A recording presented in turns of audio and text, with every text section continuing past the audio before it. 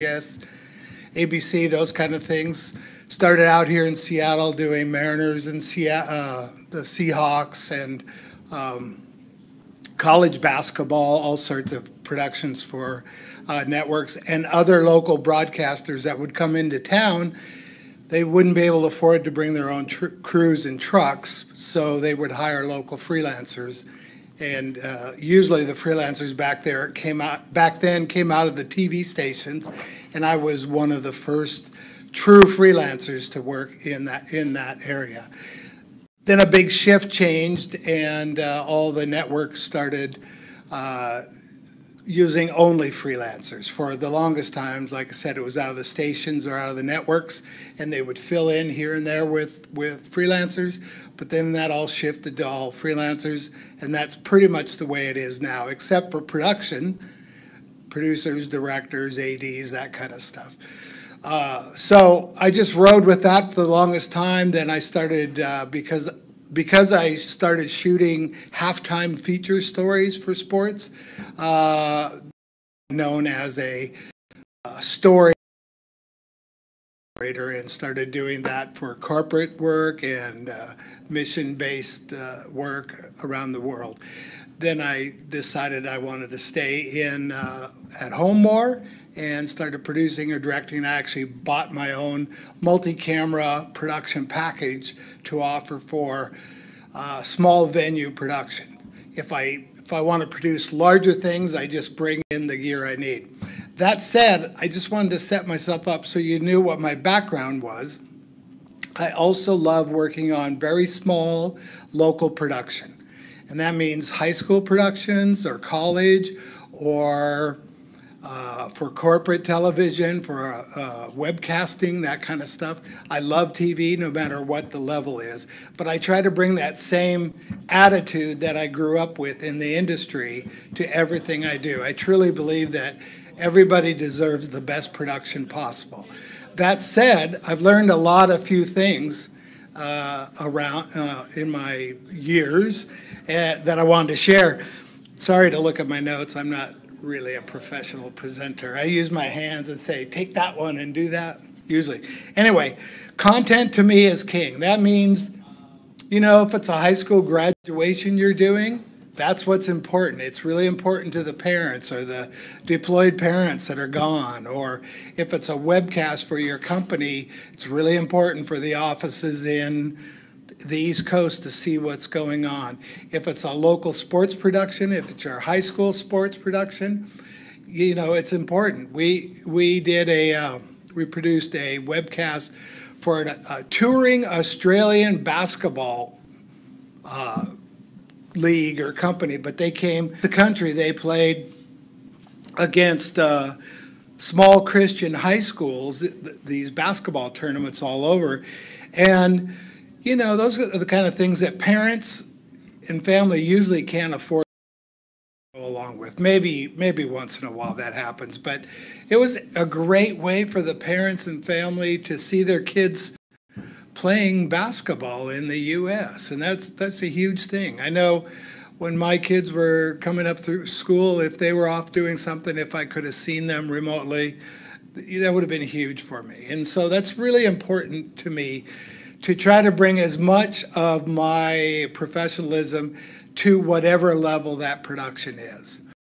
That being said, the other thing to me is simple is better. So yeah, it'd be great to bring in a 60-foot remote television truck with 16 cameras and cover things that way, and 4 instant replay machines and graphics coming out of everywhere and flipping and flopping. But that's if you can afford to have one person on one piece of equipment doing one thing only during that game, and that's what the networks pay for. And that's why Fox Sports football looks like it does. It looks like it's close to that. So simple to me is better. If you don't have the gear, you don't have the people, you don't have the budget, just go simple and make it clean. You don't have to think of professionalism if you're doing a high school event, but at least that's the thought process to me. And then ultimately to me, it's a age-old TV and Hollywood thing, but the show must go on. And the reason I feel that way is if the opening tip-off or jump on a basketball game is at 7:05 for your high school, or 6:05, whatever, the JV game, whatever it is, 6:05 is when you're ready with your gear and crew and everything else. It would have to really be something where that was a failure. There's enough failure in the rest of the event, getting people ready and the cheer squad out there and the whatever, the towels. To me, having the video portion or the camera portion or the live stream portion fail or be late is a failure too. I would never do that. And that probably comes from my live background, because when you turn on the TV at 8 o'clock or 7:05 for baseball, you expect it to, that national anthem or first pitch is at 7:05. You expect that, and that's just the way it is. It should run like clockwork. That said, I'll move on to when I'm putting together productions. There's three general area. You guys could follow along with that these are just general notes, so to keep me on task. But there's always pre-production, and all. You guys might know all of this. This may be redundant for you, but pre-production is where you take care of everything. Everything is done in pre-production. Everything is planned. Everything is thought out. Every nuance is dealt with that. And some of those things are, you have to know who your audience is and what's going to be their appetite for, going back to simple keeps your glitches and your technical difficulties down. But you kind of have to know if people are going to go, well, it's just the junior high, it won't matter. You kind of need to know that and rise above those expectations by a lot.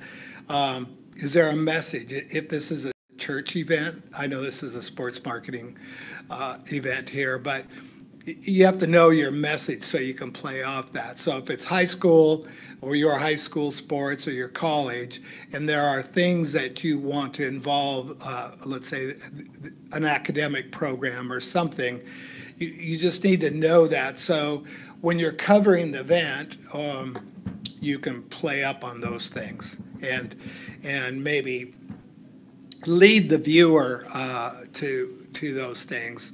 Like a certain scholar is sitting, let's say, in the audience, so that sometime during the event, if you have an announcer or two or three or whatever it is, you could say, okay, let's talk about the math department out. You know what I mean? So you always know where people are, and you plan those things ahead of time, and you really think about what you want to be involved there. Your talent, that's your announcers. Who's going to be on there? Is it a student? See, I don't know where everybody's from. Is this professional? Is this college, high school?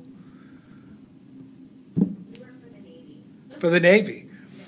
I'm sure the Navy does TV. Army, Navy, go, Navy. I run the Navy sports programs in Army Navy games. Okay, and then you do like webcasting of these things? So we've done hockey with the Soviets, so they've done it through their WHL. Gotcha. So they have some of those facilities that they share with you. Other stuff, yeah. Soccer, football. Right. Okay, anybody else? High school, college? I run a baseball team doing live gimmicks.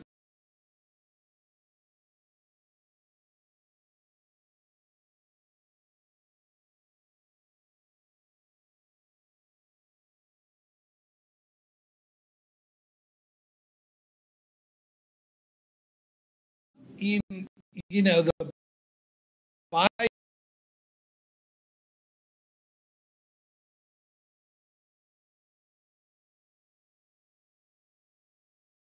through the Navy. But budget has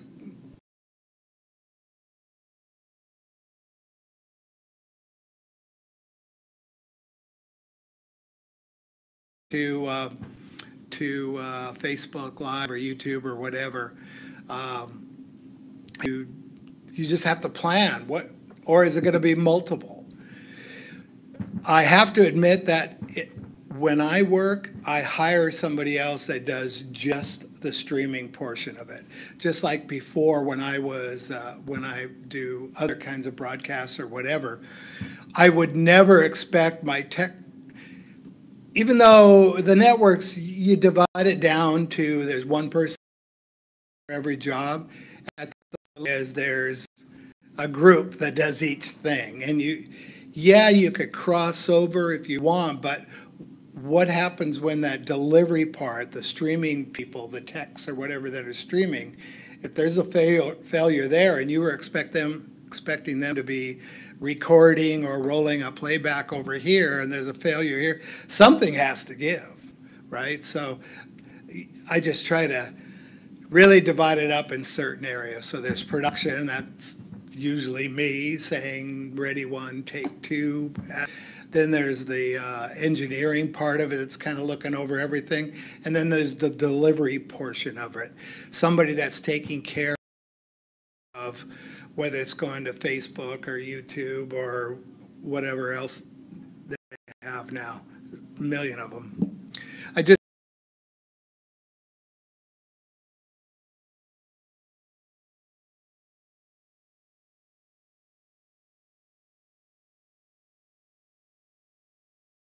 adamant are those CDNs, content delivery networks. How adamant are they about rights and music issues? You know, will they shut you down? And YouTube is the worst, I hear. Facebook is second. So if they hear some rights-driven music in the background, they'll actually shut your production down. And I think that's important. Part of the process of production. And can you get away with one wide shot camera locked off? See, I always think in multiple views. If you watch network sports, again, these aren't the budget for network sports, but the mindset still is the viewer wants to be interested in watching this. So do you want a wide lock-off camera and one camera to follow the tight action and one camera at least to be able to get the players when they come off the bench, you know, like you're up close and personal, or two of those cameras, whatever. You just have to think about what kind of production crew you want.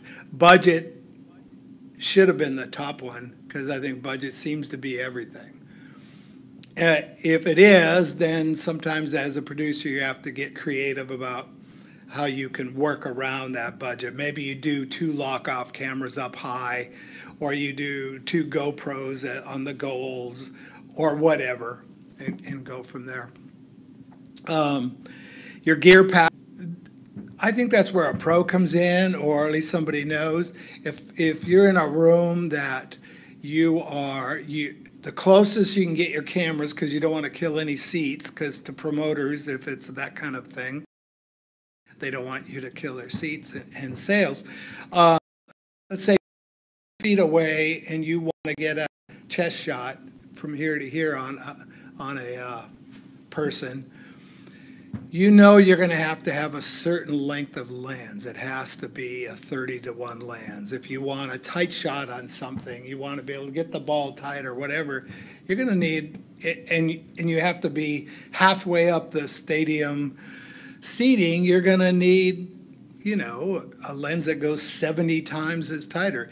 When you go into big lenses for the rental or the more to bring them in, often you're not able to buy these lenses.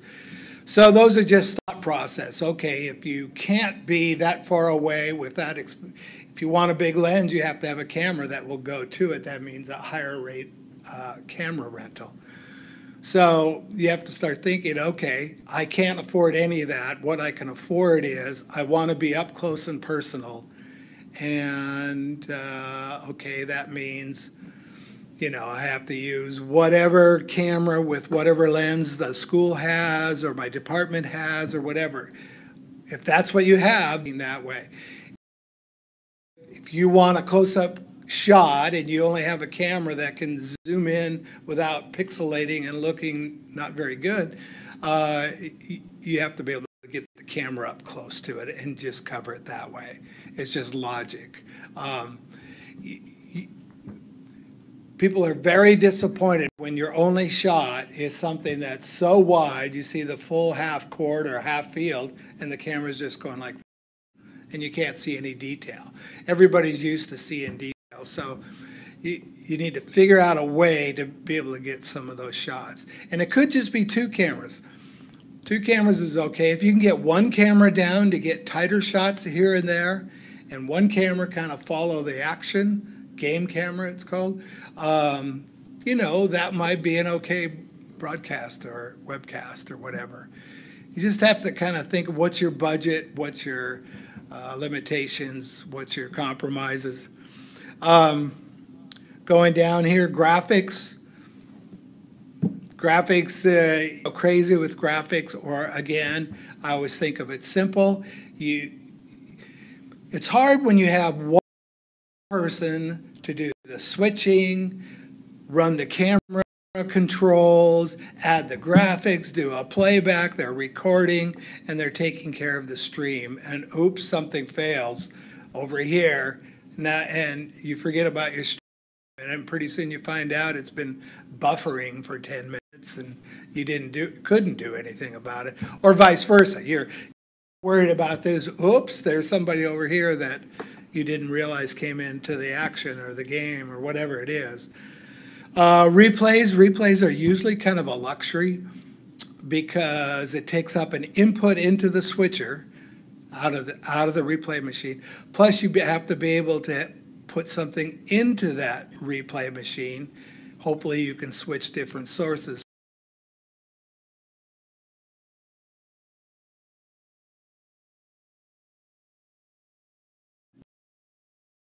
There's that's not that expensive compared to broadcast. It's not that expensive. Assistance grips, you know, depending on your production, you may be able to, you know, the more help, the better. And usually what happens is everybody hurries up and gets things set, hurry up and wait, it's called. Get it all set, and you want to be able to test it, and then everybody sits around and it looks like people are you're wasting money or time, but they're there for, okay, ready, set, go, and then goes. And then, of course, assistants, PAs, whatever you want to call them, are very useful at the end of the night when everybody just wants to go home, but there's only 3 people to put everything away. It's kind of nice to have people help with cables and that kind of stuff. Okay, moving on to post-production. So as you probably already know, when you do a live stream or whatever and you get that all set up and everything's going good, you also get the option to archive it where it'll sit on the web for a while so people can access that. And you can have that happen right away usually, or maybe that's a chance for you to take it, add some graphics to it, name keys or scores or titles, whatever, and then add it back in editing if you have that ability, and then load that back up, and now that sits as your archive, and it's a kind of a more polished look. And add graphics, which I think I just said.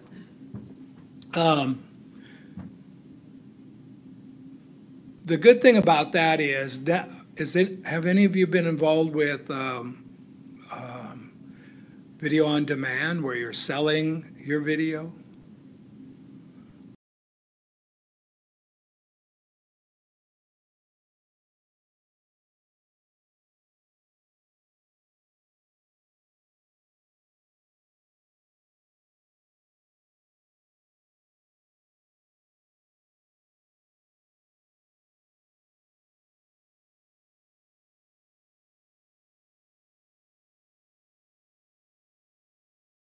The Joint Base Lewis Picourt.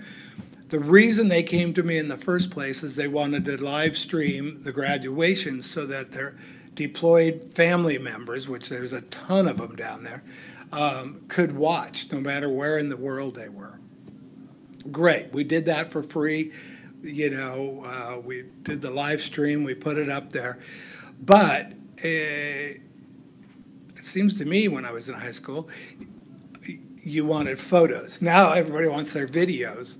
And so for the longest time, we were selling DVDs for parents or families that, or kids, students that wanted them. But that became expensive. So I found a way to sell basically electronic keys. And if somebody wants that video, they could just download it. They pay for it.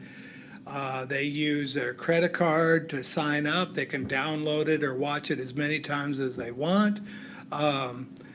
If you are the producer doing that, you can also, if you want, you can earmark a percentage of the proceeds to go to some charitable organization or the, I don't know, the high school pet society. I don't know what they would even have.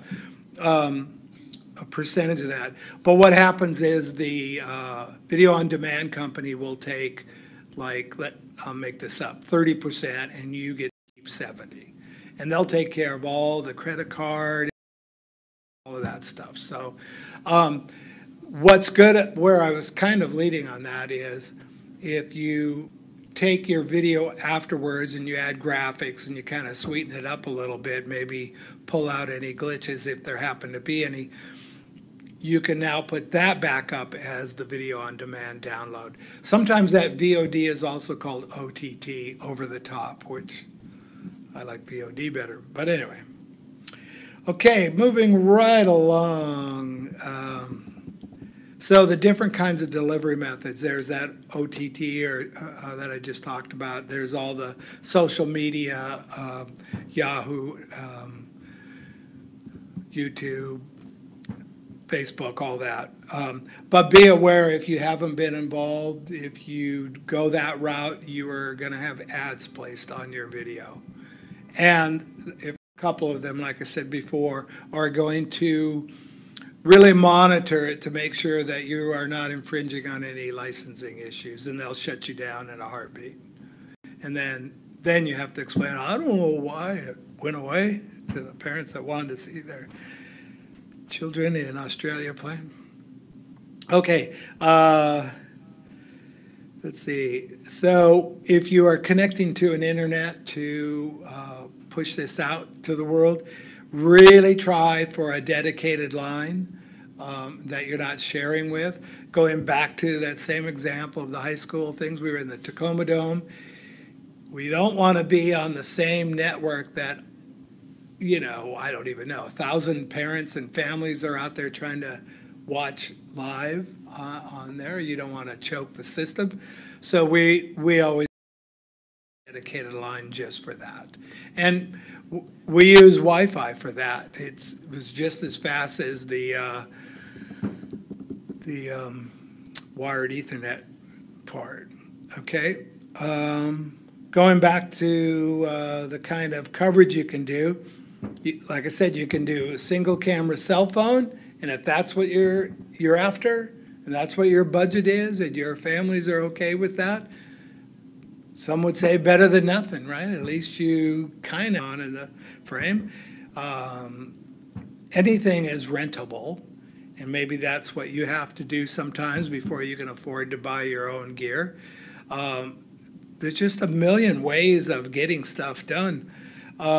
Sling Studios is kind of cool. They're about a $4,000 system, but you do like 3 cameras, and it's sort of Wi-Fi or Bluetooth back to an iPad kind of thing, and then out of that, you know, you send it out to the world.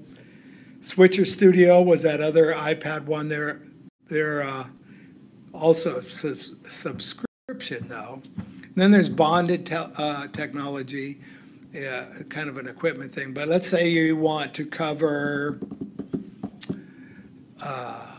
cross-country running, you know, and they're like a mile away or whatever.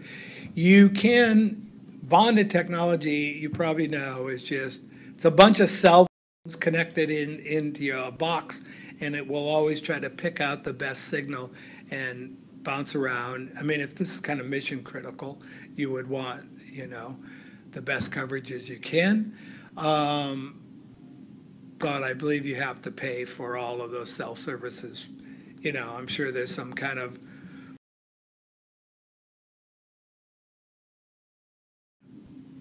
delivery unit so that if everything else failed, one camera would still spit out that signal to Yahoo, and you know, somebody could at least watch it. Maybe somebody would say, hey, how come we're not seeing any other cameras? Or they'd think, wow, this is really good coverage of the singer. Wow, I like this. Oh, or not, who knows? But when you have a mission critical situation, maybe you want to do that. To rent a bonded unit and have a tech come out there and be in charge of it and everything, it's expensive. It's like $3,000 a day. You wouldn't want me doing that. But if that's something that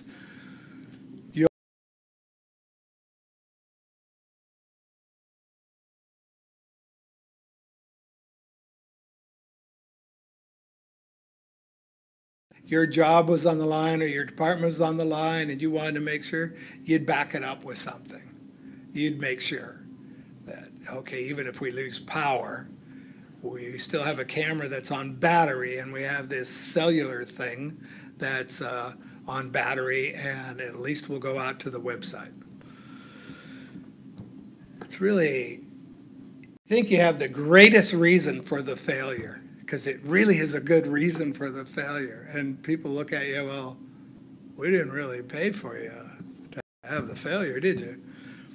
The expectation sometimes is there. Okay, I was going to talk about what the minimum you need in consumer level production. You know, you just need 1 to multiple cameras. You have to have your if you don't know the chain, that's why I thought I'd talk about this. Will someone let me know when I'm just way too long or too short? I have no idea. My timing is terrible. Hi, Mom. So you have your cameras. They all have to go into a switcher. Push the button, you know, whether camera 1 on tight, 2 on a wide, 3's on one end, blah, blah, blah. You have to have that switcher. And there's different levels for that. We good? No, you're good. Keep going. Okay. I was just telling them my timing's terrible and my phone is dying. So you need the switcher. It has to cut. And sometimes possibly in the switcher itself, just depends on what it is. Or you can add a laptop or something to add graphics to it. Usually, this is a very funny thing to me. Usually, the least or less expensive of a piece of gear, the more it will do. Isn't that funny? Kind of like, well, it'll do graphics, it'll do sound, it'll do intercom, it'll do, you know, all this stuff. It'll do lights and it'll play your favorite songs, you know, all at the same time. And it'll be an encoder to spit it out to the web, you know, all in one kind of thing. And that's usually less expensive. Have you ever seen the switchers like in a TV sports truck? Man, they're about as big as half a row here, that long, and buttons, you know, they're this wide. And those are really only doing kind of one thing. They're not doing sound, and although they can kind of do sound. You know, when you watch Fox football and it makes swishing noises when they go to replay, that's the switcher doing that, tied in with the audio. But you know, for prosumer or consumer type gear, you can get these boxes that'll do a little bit of everything. I'm not sure they do anything really well, but they do a little bit of everything. So then you need to add, so you have your video switcher, and then you add graphics, usually through the switcher, on top of them. Then you need to add audio. So you have your soundboard or your sounds coming through your iPhones or whatever they are. They're all mixing in. But anyway, you got to mix sound is separate than the video. And you got to be careful there, because depending on how you do it, you could have a sync problem where, you know, it looks like a bad kung fu movie. Lips are moving and sound is different. And then out of all of that, it goes to the encoder that turns the video and audio into one. It puts it as a computer signal, sends it out to the world via Ethernet or Wi-Fi or whatever, and that's the encoder. Quite honestly, I've done something with the encoder that it was a gaming encoder. It was like a of equipment. It was a run to Best Buy. It was a Hail Mary buy. We bought it. We used it. We put it out. I think it went over Twitch. You know, not really a gaming kind of guy, but that's where it went, and it worked fine. No, not one person ever said, "Oh, how come we're on Twitch?" You know, nobody cared at that point. But some organizations, you would never be able to do that. I'm guessing you'd be locked in where you can go with your signal and what you can bring in. Is that my timer? I like it. So if you get into the pro or the prosumer production level, you still have the switcher and everything. Audio. Again, everything's going to be a little bit separate. There won't be as many all-in-one things. But don't get me wrong, some of these all-in-one solutions are not terrible. They will work for what you need. And then as you grow, you can start growing. There are some more expensive all-in-one type of things, like you probably all know about TriCasters. Those are sort of all-in-one. I think they even do graphics, and they do still stores and flip and flop, everything's like a regular switcher. Plus they'll do sound, plus you can do the encoding out to the world there. So it's kind of all I had on my little notes here. Does anybody have any questions or something specific to what you have questions about in your own multi-camera production or live production issues? I'm here to help. Pick my brain. There's not much left of it. Thank you. Purpose of doing mixing. So our Mixing sound? No, mixing of everything. Okay. So our production, we use Vimix. VidX? Yeah, Vimix is a computer-based, very simple to use mixer. It's Okay. for lack of a better thing. It combines camera input, sound input, and all sorts of other things. There's a few other services out there. I'm just wondering what other services. I mean, I think you mentioned TriCaster. I think they have there's a company called TriCaster. There is, yeah. I forget who makes it, Give but you, new tech. the ability to mix on your laptop or on your workstation.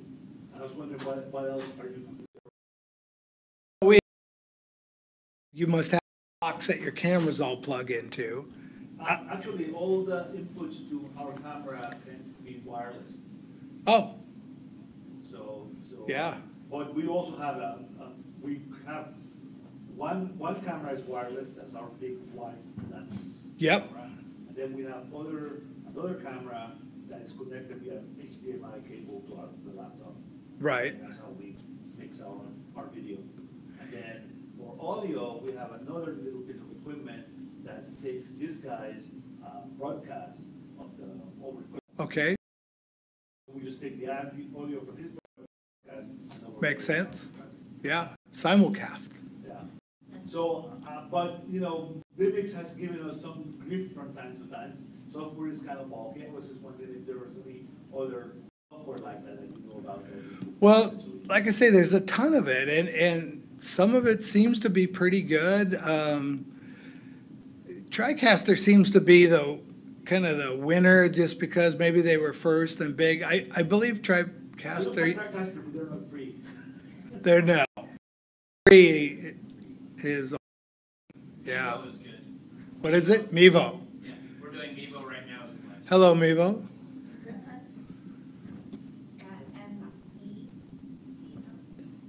MEVO. Yeah.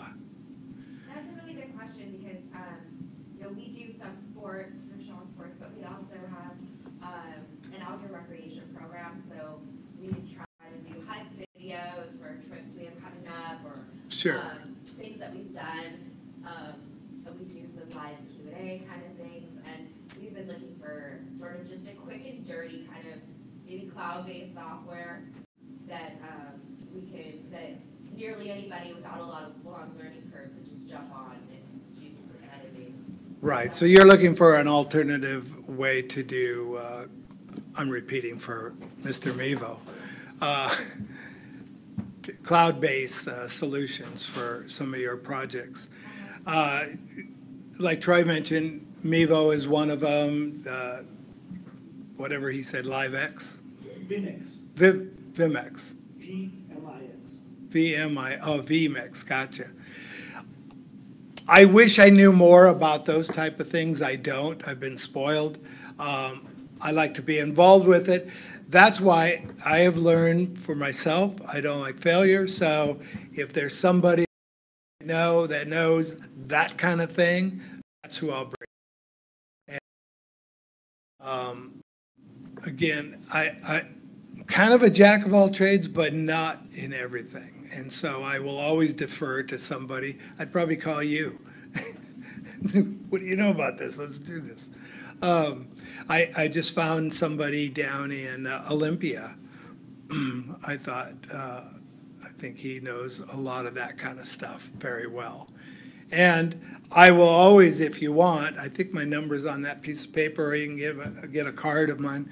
I will always, if you called me and asked me, I would try to find out more of an answer for you. I'm sorry I don't know any more of those kinds of things. But if you want to know how to do professional or semi-professional multi-camera stuff, I'm your guy. Any other questions? Yes? The challenge that we have is with graphics. Yes, And, I bet. Especially in particular, we need to overlay scoreboard on top of our games. Sure. So I was just also looking for alternatives for that. Well, does this system you work with, does it have a keyer? Like, not a chroma key, but a luminance key? I heard rumors that there's support for that, but I don't know exactly what that means.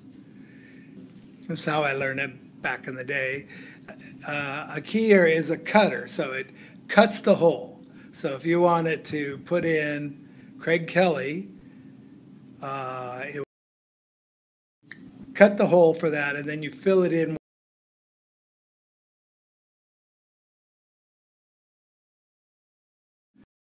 Another really great solution, I think, is data video. They have a lot of things designed for churches and schools and prosumer kind of stuff, and they have graphics and replay and those kind of things. I know there's other companies as well that do that. Data video, all one word. And they have people here in the Seattle market too. Yeah, so overlaying graphics, that's tough because you have to have some way to cut out the graphics, or cut out the background so you can put the graphics over the top and then insert, whether it's inserting itself so you get all the colors you've built on your laptop, or you're adding some other kind of fill. So there's key and then there's fill. And it's a loop. It could be chroma key, which is cutting out. Chroma key is like when on the Avengers and they're in front of a blue screen or a green screen, and they're cutting out that completely, that color in the back, and then adding something to it. Used to be movie magic, but now I think most productions, little switchers will do it even. Just, my cell phone will do it. When I'm gonna record an interview that's green screen or a presentation or something, I have this program, a free program on my cell phone. I'll take the subject and the lighting with the background, the green background and everything, and then I can add a photo and I can tell where the lighting is good and even or not. And it's not like release copy version. It's not like something I would give to a client, but at least for me, I can tell if it's gonna work. So if it works on my cell phone, I'm sure it works on your switcher. I think I just did a search and said free green screen, free chroma key. And I think there was a handful of them.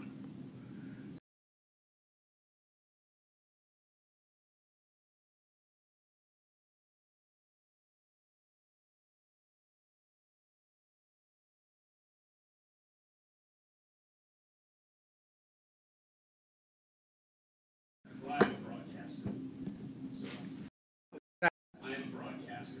So Gotcha, with him doing the, so you guys, and where is that? with our team, it's a Wenatchee Applesauce. It's a summer league college baseball. Nice, yeah, Wenatchee, Washington. right. And then he's doing the video portion, Yeah. taking your feed as the audio, which Yeah, is, we have an extensive radio network, and we sync that audio up with the TV people. Yeah. On Facebook Live. So. it's brilliant, why not? That, see, I love all this technology. I may not be the best at spouting off, you know, signal processing questions and those kind of things, but I know it's there and I know it's doable, and why not? But my cheating way out of it is I have a team that, you know, whether I'm that team, but there's a team doing this, there's a team doing that sort of thing, and then there's a team. Once in a while I will trade, but, or share members, but that's only because strictly budget. If everybody knows, if this fails, obviously my, you know, something has to give. So now how are we doing on time? Got 10 minutes. Oh, no. Okay, more, please. I'm kidding, I don't know. Well, want to hear TV stories? I'm kidding, but I have a lot of them. So let's go back to my 3 key points that I try to. So content is king. And the reason I came up and have thought of that for years and years and years is the fact that back in the 90s, I was producing a lot of videos for Mary Bridge Children's Hospital and Multicare Tacoma General Hospital. And, you know, I was taught to do the best quality because it all rolls downhill. So start with the best. By the time it gets to my mom's TV at home, it's going to look pretty bad anyway. So start with the best. And that's where I always thought. One day the marketing director asked me to edit a bunch of this really horrible off-the-air video, put it together so that they could take the next day, and I kind of thought, well, that's just going to look terrible, and you know, it's going to be jittery and, you know, bad color and everything else. But we did it. We actually stayed up all night and did it so you could take it to the presentation. And like I said, this was in the 90s, and it raised $70,000 at this thing they took it to. And I thought, you know, for what it was being, show why there was a need for a new wing or something. And it didn't really matter that it was, you know, the best camera or whatever. But the key is I think, is making your presentation clean and simple and tell the right story. And you can tell the right story in a baseball team, you know. There's a way to tell that story for your viewers. There's a way to tell a story for, you know, you want to promote people to come and be part of the activities. There's a way to do that. And you just have to treat your content very carefully and try to be professional with it. I'm also an advisor for a couple of high schools in Tacoma, and some of those kids are brilliant in their warped creativity. But, you know, some of it's pretty funny and what they'll do and everything. But at the same time, they'll sort of miss the mark of what they're supposed to be trying to tell or share, rather than they'll try to hit the mark of making it look like The Office. Or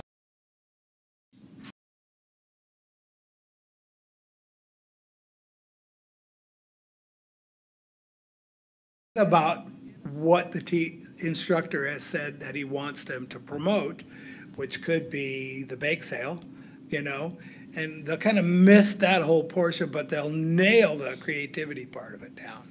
But I also believe you can't lose sight of the message. So, and simple is better. I will never stray from that.